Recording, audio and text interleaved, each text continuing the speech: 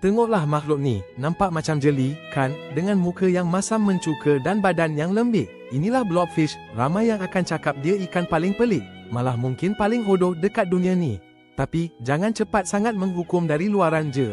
Ada rahsia besar di sebalik rupa dia yang unik ni. Dia bukan sengaja nak jadi buruk, tapi inilah adaptasi luar biasa untuk terus hidup dalam persekitaran paling ekstrem di planet kita.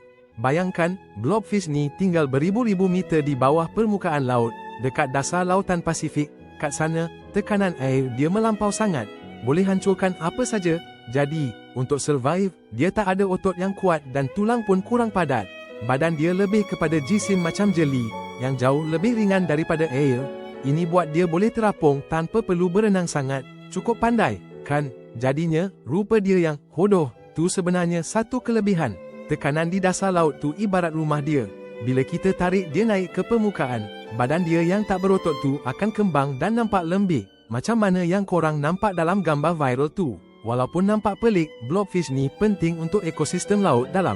Tapi, habitat dia makin terancam dengan aktiviti penangkapan ikan laut dalam. Jadi, apa yang kita boleh belajar dari makhluk ni? Kecantikan tu subjektif, dan setiap ciptaan ada peranan dia sendiri.